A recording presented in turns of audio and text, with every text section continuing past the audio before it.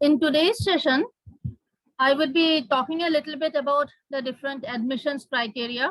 What are the things that you have to keep in mind while applying to universities abroad for MS as well as PhD? And then what are the things that you should specifically do to write a strong application? What should go into your SOP? Who should you be taking your letters of recommendation from? So what are the things that you should do now to present a strong application to universities? So I noticed that a lot of you are not Jamboree students. So a little bit about Jamboree before I proceed. So we have been in this industry since 1993. We are an institute that focuses primarily on study abroad. We train students on exams such as GRE, GMAT, TOEFL, IELTS, and we help students apply to universities which accept one or more of these scores. Right. So if you want a free demo session, if you want to see how we teach GRE, how we teach GMAT, how we teach IELTS, or if you want to schedule a profile analysis session, or if you want specific information about what our admissions counseling services are, you can leave your number in the chat. Right. Today, I'm not going to talk about our GRE training or all of that. So if anybody wants specific information, if you want help with GRE, TOEFL, IELTS, GMAT, or university applications, you can leave your numbers in the chat. Your messages are coming only to me, so you don't have to worry about other people getting access to your numbers. Right? So as I repeat, I'm not going to talk about these exams today, but we'll be happy to offer a demo class to you. We'll be happy to conduct one-on-one counseling sessions for you. So if you are looking for that, please drop your number in the chat.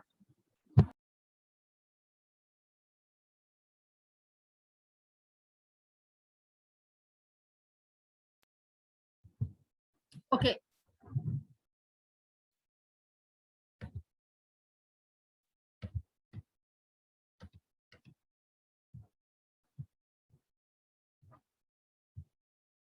Okay, now let's first start with the admissions criteria. What are the admissions criteria, right?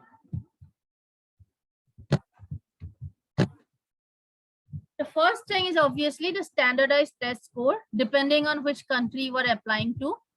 If you are applying to Australia, New Zealand, Canada, then you don't need the GRE exam. GRE is required if you are looking at the US, Singapore, or the top universities in Europe, right? So which country you are applying to will decide whether you need to take the GRE exam or not.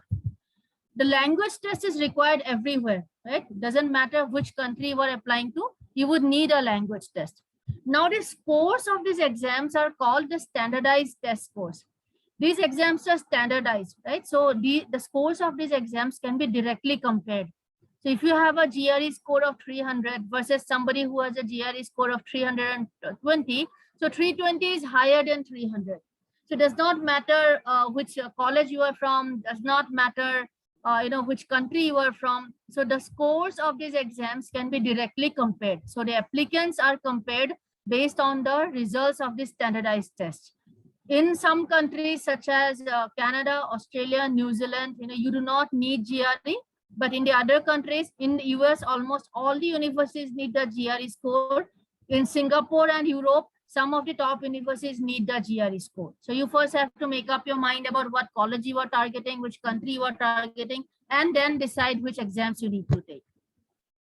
The next admissions criteria is your bachelor's degree marks. So academic record primarily means bachelor's degree marks, not your 10th and 12th. So your 10th and 12th marks, universities are not going to ask you for those, right? So your bachelor's degree, and if you have done anything other than your bachelor's degree, if you have done a master's degree, so all of that counts. The scores, your bachelor's degree marks and your standardized test score. So these are looked at as one component. So universities look at these scores to assess, whether you will be able to cope with the curriculum or not, right? So one of these scores have to be good. If you feel that your academic record is not so strong, if you have lots of backlogs maybe, then you can make up for it by getting high scores on your standardized test, right? On the other hand, if your academic record is good and your standardized test scores are also high, then you stand a strong chance of getting admission. So remember that both these together are looked at as one component. So one can definitely compensate for the other. That is the reason every year we see a lot of students who have whose academic records are not that good, so to say, who have backlogs, etc. But still they are able to get into top 50 universities because they are because they're able to end up getting good GRE scores.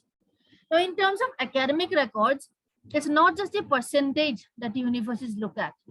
They are going to look at the college from where you have done your bachelor's degree. So you will get points for that. You will get points for your class rank also. So let's say your college, the college from which you have done your bachelor's degree, is not a top end college, but your rank is high. You were in the top 5% of the class or top 10% of the class. So that is then good, right? So it is a combination of things. The quality of the college from where you have done your bachelor's degree, your class rank, and your percentage. You don't have to convert your percentages to GPA, etc. So if you look at university websites, you will see different language. You'll see first class, you will see GPA of 3.2, 3.5. So you don't have to convert your own percentages to those scales. In India, we don't have something called the weighted. Our marks are not weighted. That means if our topper does not automatically get 100%, our toppers get what it is, right? So you have to think of your marks in Indian terms only. Don't try to convert it to GPA scale or any other scale. The next thing is that if you are looking to apply for management degrees, if you are applying for MIM, MS Finance, MS Economics, this kind of business kind of masters, then internships and work experience carry a lot of weightage. You should have either internships, couple of internships, or work experience. But if it's not required, if you're applying for MS or PhD, so if you're applying for MS Electrical Engineering, maybe, or maybe a PhD in PhD in computer science, so there you don't need this. Okay, there you don't need internships or work experience. And extracurricular activities are again important if you are applying for MBA or management masters. So their extracurricular activities are important, but they're not important if you're applying for MS, or PhD degrees, right? Then the next point is research work. Now, this is the most important point if you're applying for, MS and PhD degrees. So any kind of MS and PhD degrees, like the academic ones, like, maybe psychology, maybe, your computer science, electrical engineering, mechanical engineering, MS in maths, MS in physics. So those kind of, non-management masters and PhD degrees, research work is very important. Okay. Then when you apply to universities, you will need about 3 letters of recommendations. So I will talk a little bit about who are the best recommenders, who should you be taking your letters of recommendation from, because that makes a massive difference. That makes a lot of difference. And that is one of the things that you can do to increase, your chances of admission, to increase the quality of your applications. Then you will need essays and SOPs. So SOP stands for statement of purpose, right? And essays, in some universities, they are called essays. In the majority of the universities, they are called SOPs, or statements of purpose, right? So these, the statement of purpose and the letters of recommendation, they form a part of your online application form. And these are the 2 ways that where you can showcase your portfolio, showcase your profile to the universities. So sometimes we get students who have a great profile, good marks, good scores, good internship, good research work, everything is good, but their SOP is not strong enough. In the SOP, what the strength of your profile should come across in your SOP. So even if you happen to have a great, profile, but if you're not able to showcase it, if you're not able to pitch it properly in your essays and LORs, then you may not end up getting admission. So when you are applying, give proper time, give at least 3 to 4 weeks, to finish your LORs, essays, CV, all these application documents. Don't be in a hurry. Okay. Very often students, what they do is that They just, they focus on the GRE exam, the TOEFL exam, and then in about last 1 week or 10 days, they do the applications. So that is not the right approach. Even when you are preparing for your GRE or preparing for your TOEFL, it makes sense to have your SOP and CV ready, right? So the SOP, it can be a skeleton 700-word SOP, which you will then customize based on the university that you are applying to. Your CV can be a standard CV. So these documents, you should have ready. You should keep working on these documents side by side with your GRE preparation. If you wait, so what happens is that if you, this is the mistake that most students make. They first prepare for the GRE exam, they take the GRE exam, then they take the TOEFL exam, then they start thinking about universities. But however, when you apply to universities for MS and PhD programs, the sooner you apply, the higher are your chances of getting admission. So there, every university has an application deadline, yes, but universities start giving admission offers whenever they get good applications. So online applications to universities open up in around August. Okay, so the sooner you apply, the better are your chances. Therefore, your plan should be, to take the GRE. Then, while you are taking the GRE, side by side, have your CV and SOP ready. Once your GRE is over, when you are preparing for your TOEFL exam, then get your letters of recommendation ready, so that immediately after your TOEFL exam, within 1 week, you should be ready to submit your applications.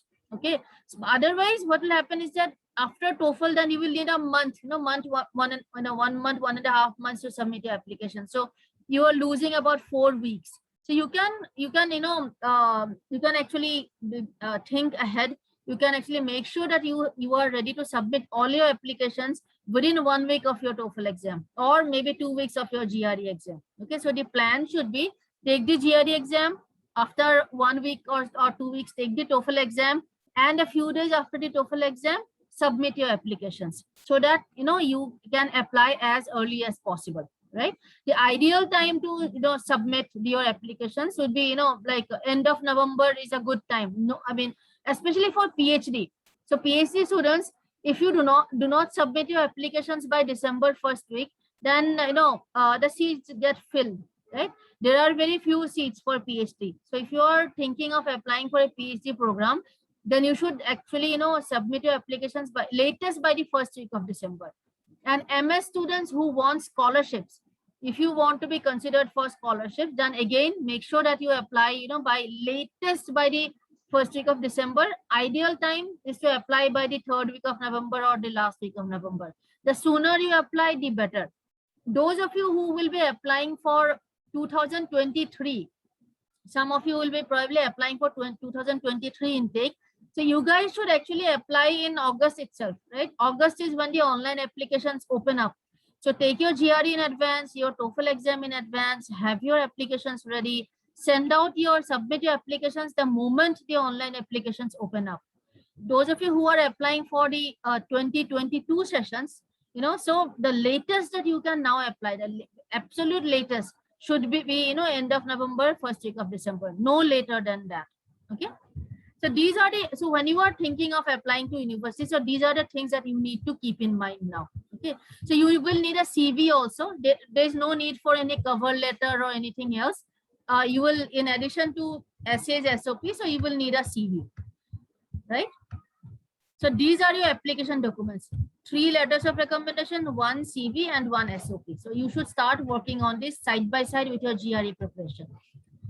In some universities, depending on the program, you may have to undergo an interview round also. So if you are applying for MBA, for some of these programs, for MBA, for MIM, and for PhD, for these programs, most of the universities will have an interview round also. So if your interviewing skills are not strong, then you should start working on your interviewing skills as well. Universities would usually give you about a 1 week 1 week time to prepare for the interview, so that may not be enough. So if you are applying for MBA, MIM, and PhD programs, be ready for an interview round as well. All right. Okay. So some of you are asking, is it too late to apply for US? No, it's not too late. You know, the deadlines are there in January. But as I say, the sooner you apply, the higher are your chances of getting admission and scholarship. So don't wait for the January deadlines. Try to submit your application, you know, December 1st weekish, right? If you, especially if you are keen on getting scholarships. PhD students, people who are applying for PhD programs, you know, there are hardly any seats left after December 1st week, right? Okay. Now, whether it is GRE or TOEFL, by the way, universities, you know, accept the score that you submit. So in GRE, if you have taken the exam multiple times, you can report your highest score. TOEFL, they accept the highest, you know, sectional scores. So TOEFL, GRE, the universities accept the scores that you submit. Okay, so you have a lot of freedom there. Now, let me elaborate a little bit about the meaning of research work. Now, research work is the component that finally decides whether you will get scholarships or not. That is why research work is very important for MS and PhD applicants. Not for, you know, if you're applying for MIM, MBA, then not so much. But if you're applying for any non-management masters and PhD degrees, then research work is the criteria that is the, you know, that is given the maximum weightage. So research work, you know, what comes under research work? So if you have got patents, if you have got, you know, projects, paper presentations and publications, within this also, you know, the highest importance is given to international journals, followed by national journals, and then conference proceedings, right? So the maximum weightage is given to international journals. And there also, there are some journals which are paid journals, and there are journals which are peer-reviewed journals. So peer-reviewed journals are given more weightage than paid journals. So if you have to decide, you know, where to get your work published, then keep these things in mind. Industrial training, so that also you can present as research work. Participation in seminars, conferences, even, you know, at the college or department level, they also count. Because not many people, I mean, less than 0.1% students have patents. Okay, projects, almost everybody has some or the other projects. Paper publications also, again, very few students have publications, right? So in fact, there may be a case that, you know, you have none of these. It is also a realistic scenario, especially since the last 2 years, because of COVID, not a lot of things were happening. So probably, you know, it's a high probability that you may not have any of these. So in that case, at least, at least have a technical blog, right? So a blog, you know, just your own blog, you can make it in a Google Blogger, or you can make it in WordPress. And in this, you know, maybe submit your, publish your project report here, right? If you write a couple of papers and publish it here. So this is the worst case scenario, but this is something that you can do. This is easier to do than the rest of it.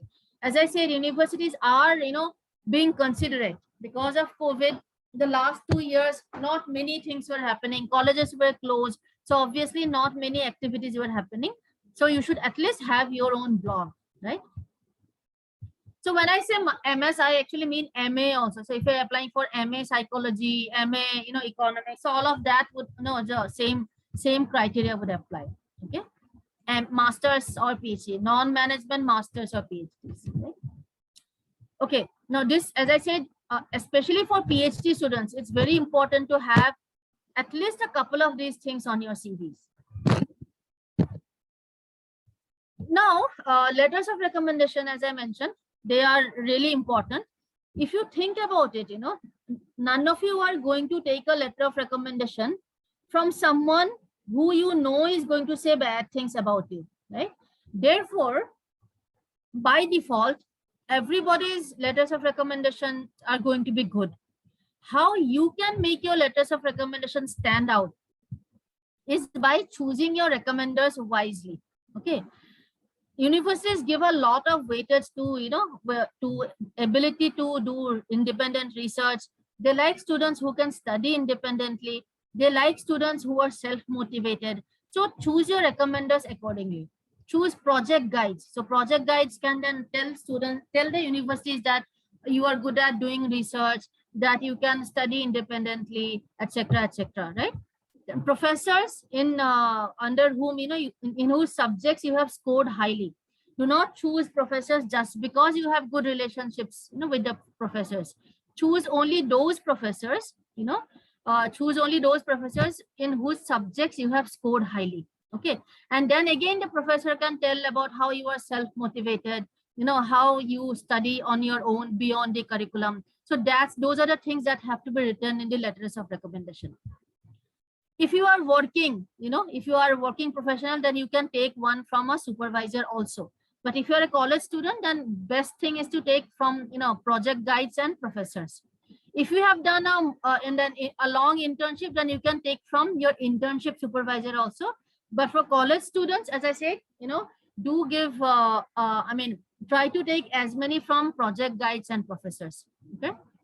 Now in India, if you approach any professor, any professor to be your recommender, they would say that, okay, you write and I will, submit, which is fine. That is actually good. You can then have, complete control over the application process. However, be very careful of the language that you use. The university should not find out that, you have written all the letters of recommendation. So be very careful. Now write all the letters of recommendation in one go, so that you can consciously vary the style of writing. Okay, if you write one letter of recommendation today and 1 week later, so what will happen is that subconsciously you will end up writing similar things or same kind of phrases or same kind of adjectives. So that's to be totally avoided, because you will have to write your own letters of recommendation, but make sure that they should not sound, they should not sound similar. Okay. A lot of students, they come to us, they come to Jamboree to have their letters of recommendations written purely because of this reason, that their college professors are not willing to write. They say that give us a draft, and so they come to us, to get help with the drafts, right? Okay, now SOP, as I mentioned earlier, SOPs are, an SOP is extremely critical. You may have a great profile, but if you are not able to present it in your SOP, then you will not get an admission offer. So your SOP has to be good. Now, what is the definition of a good SOP? What's the meaning of good SOP, so to say? So an SOP should tell a story. So it should have a nice flow. It should not be just bullet points, or it should not be just data. Don't repeat a lot of the things that you have written in your CV, right? Your SOP is not a collection of data points. It is a story. The movement from one paragraph should be from another paragraph should be smooth, right? You should start by telling, what you are applying for, why you are applying for, etc. Then, just move into the other paragraph. So the transition should be smooth. Anybody reading your SOP should be engaged enough. It should be an interesting document. So don't think about it as a document where you have to use all your GRE vocabulary. No, the vocabulary is not as important as the story. Your SOP should be grammatically correct. Yes. There should be no spelling mistakes or punctuation mistakes in your SOP. Yes. However, it need not be like hi-fi English with like awesome vocabulary, right? The focus should be on the story, rather than the language. A good SOP, should clearly address these following questions. So if I am in the admissions committee, so as an admissions committee member, after reading your SOP, I should have clear answers to these questions. That's how the admissions committee members also rate SOPs. Okay, the SOPs are rated on the basis of clarity of thought, right? So clarity of thought, your grammatical, correctness, etc. So clarity of thought means your SOP should answer these questions. The first question is, what do you want to pursue? So in the very first paragraph itself, at the very outset, clarify, write what you want to pursue. And here, don't be vague. Don't say things like, I want to pursue a higher degree in computer science. So what is a higher degree, right? So write the name of the program that is offered by that university. That I want to apply the Master of Science program a Master of Science in Computer Science program offered by your university. So spell it out. Sometimes, in every university, the name of the program can be slightly different.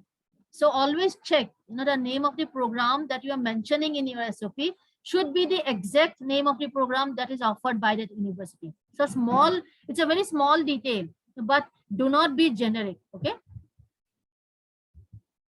So the second question your SOP should answer is, do you have the adequate academic background to pursue that degree?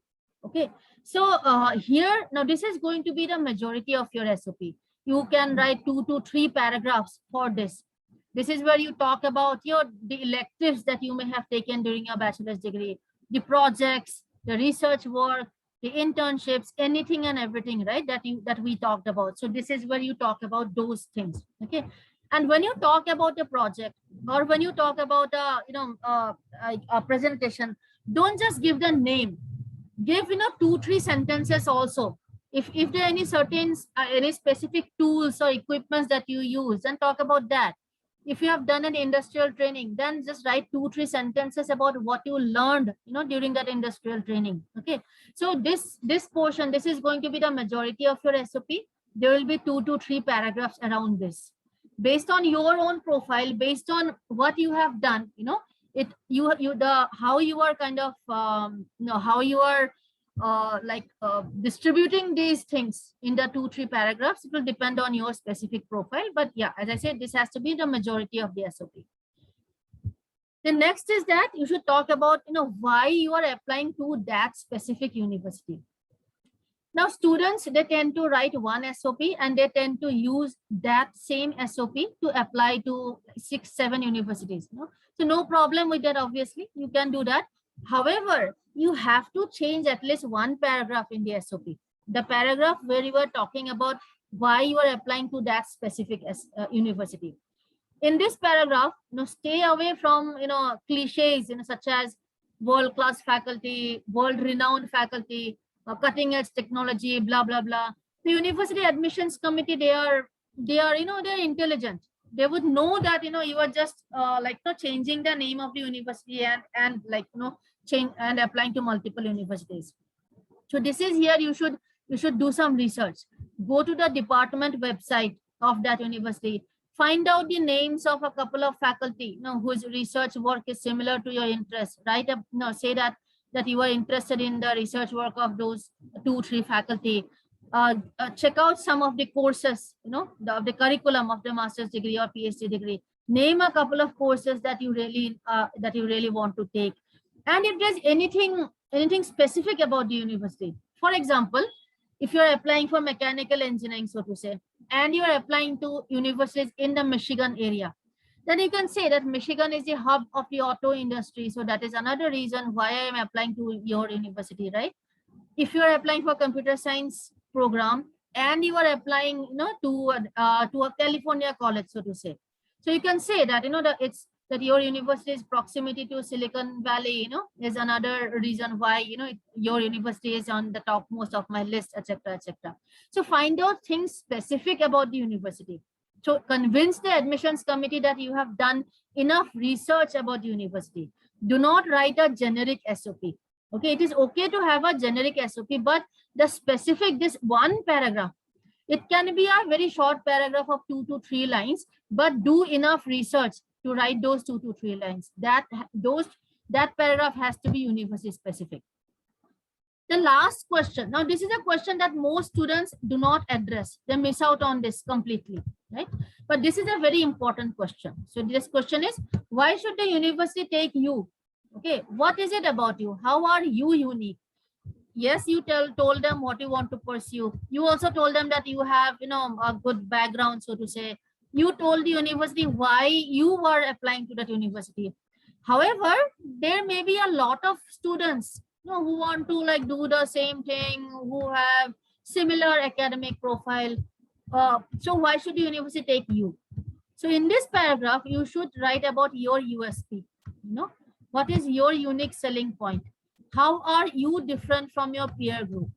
And this becomes, it end with this paragraph. And this has to be something very, very specific to you, and your profile. If you, and it can be anything. If you have been somebody who has very strong extracurricular activities, then write about that. If you have been, in leadership positions throughout your life, maybe a head boy in college, also some, a student council president, etc. So maybe that's what you want to talk about. Maybe you want to talk about some personal hardships that you have overcome, so it can be anything. It can be personal, it can be professional, it can be academic, it can be related to your extracurricular activities, but it has to be something that sets you apart from the rest of the applicant pool. So give the universities an insight into you as a person, okay? Not just numbers and data, but with you, you as a person. You can also write about your long-term and short-term career goals. Maybe you want to do something big in life. Maybe you're 10 years down the line, you want to be an entrepreneur, right? So you can even tell about your career goals. You can talk about your strengths. Maybe the motivation for you is that maybe your parents are in the same domain. So whatever it is, as I said, this last paragraph, it's actually not even a paragraph. It can be again just 2-3 lines. But this is where your SOP is going to be different from the lots of templates that are available to you, on the internet. There are lots of templates, available. So don't use those templates. The problem with a template is that it's not unique. A template is a template. For everybody is the same thing. Then it's not unique. So your SOP has to be unique. And when you are writing your SOPs, please do not copy paste stuff from anywhere.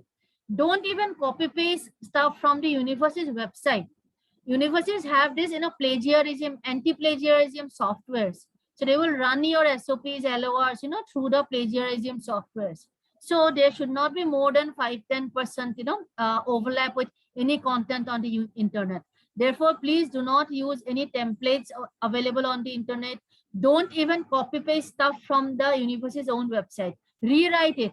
Even if you're using something from the university's website, rewrite it, rephrase it, change some of the words. So what we suggest students is that change, every third word. If you're copy pasting stuff from somewhere, change every third, fourth word, right? So that then it ends up being your own, so rewrite it in your own words.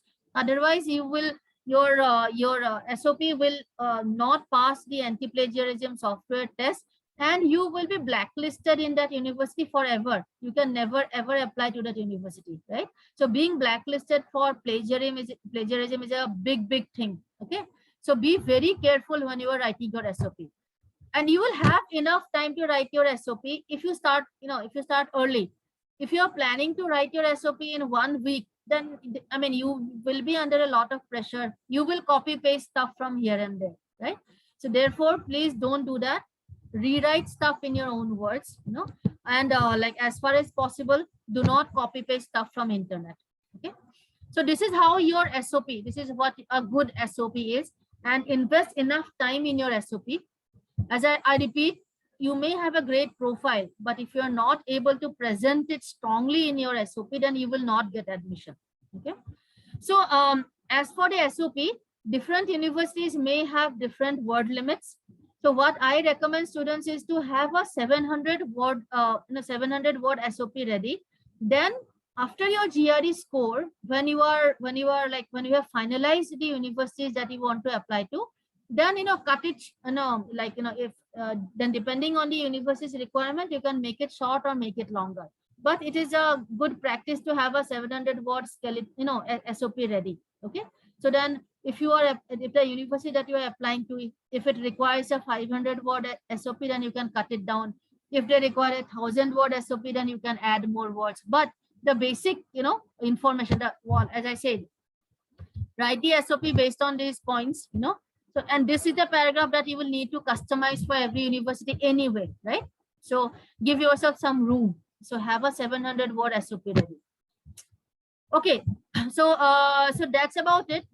These are the things that I wanted to communicate to you, that do not get complacent. GRE is just one of the admissions criteria. It is not the admissions criteria. If you are planning to write your SOPs, LORs and CV after you have taken the GRE exam, then you may run out of time. Those of you who are targeting the fall 2022, the 2022 session, then try to send in your applications latest by November last week, December first week. Okay, especially PhD students, December first week should be the absolute last date by when you apply. Otherwise, there are hardly any seats available. For MS students looking for scholarships, again, the December first week is the absolute last, by when you should try to submit your applications, irrespective of what the university deadline is. Okay, if you're not looking for scholarships, then you can follow the university deadline, yes, but that also is a risk. Universities give the online applications opened up in August, right? So the sooner you apply, the better it is. Okay, so that's all from me. So I'll be happy to take a few questions now. In the meantime, those of you, if you want help with your GRE preparation or TOEFL IELTS preparation, or if you want to discuss the application strategy, etc., or if you want to avail of our services regarding SOP writing, LOR writing, CV writing, then you can leave your numbers, in the chat. Our team will get in touch with you and give the necessary information. In the meantime, so as I said, I will be happy to take a couple of questions now.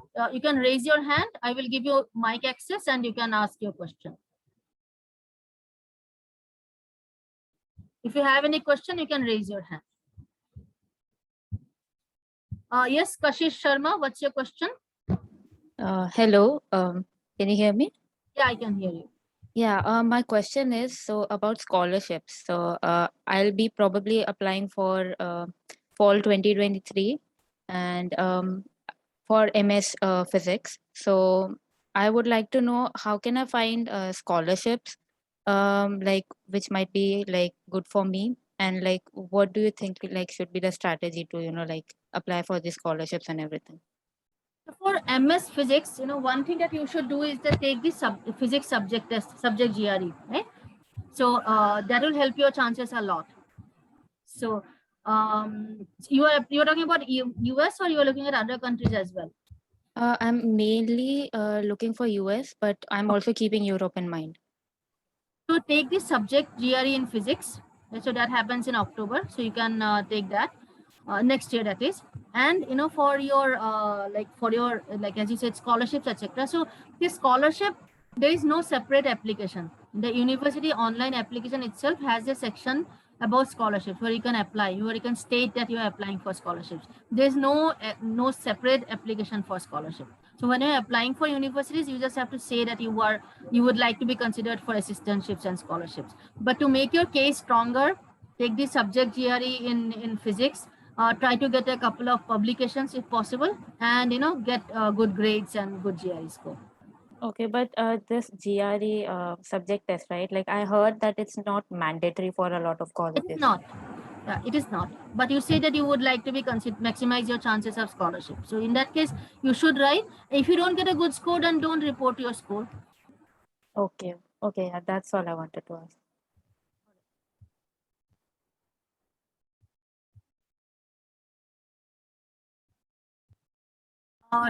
Shrashti Shukla, what's your question?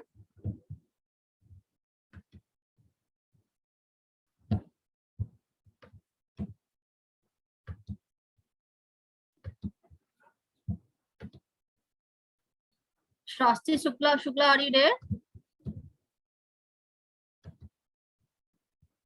Okay, I think your mic is not active, I think, Shrashti. Okay, so Nihit, your question is how Jamboree helps in all of these services. Do it completely writes all this by asking questions about us, or it only guides how to write? So Nihit, our process is that we'll give you a questionnaire. Definitely we'll need your inputs. So we'll give you for the SOP, for instance, we'll give you a questionnaire, so you like consisting about 18 questions. So you fill up those questions, then our writer will write it up. Okay.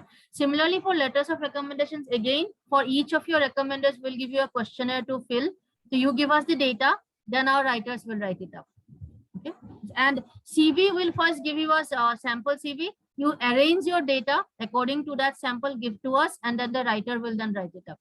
I hope that answers your question, Nihit.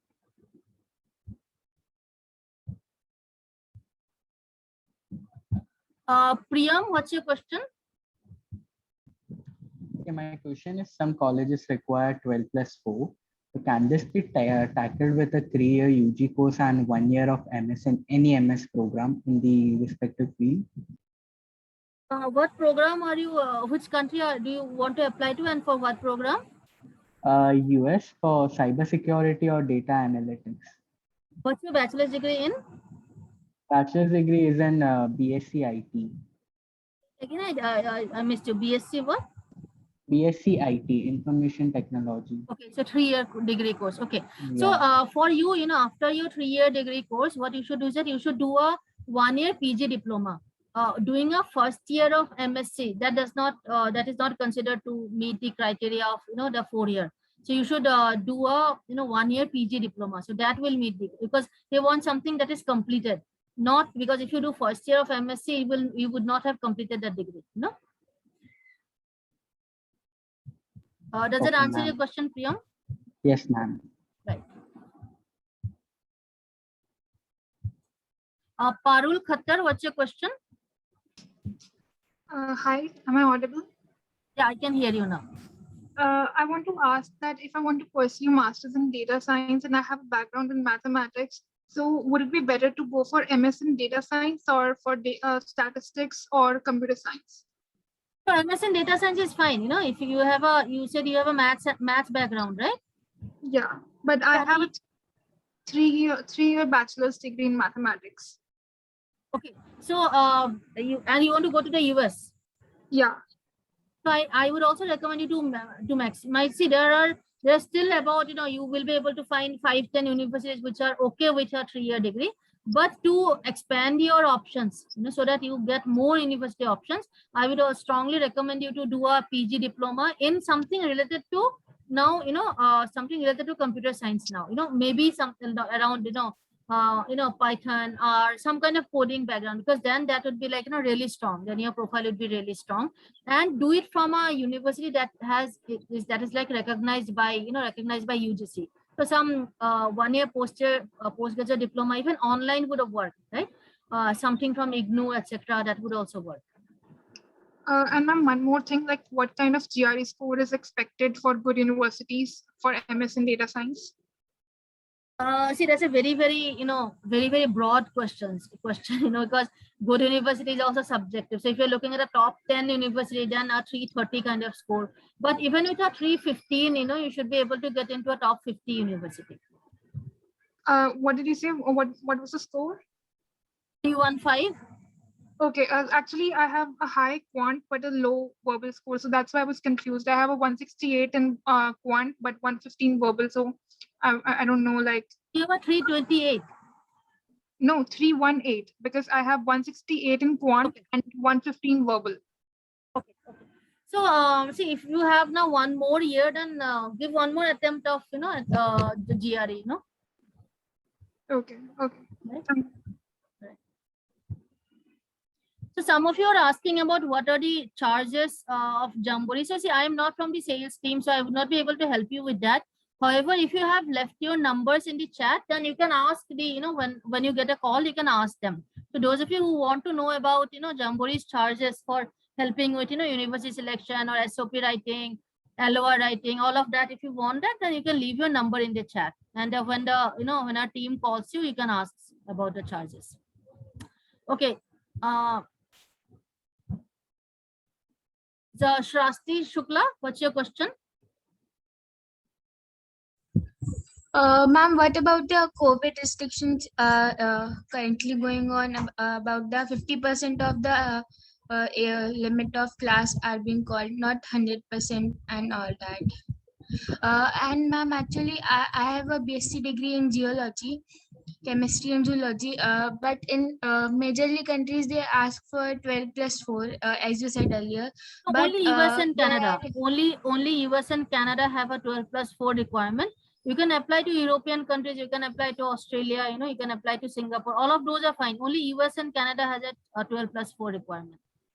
Okay.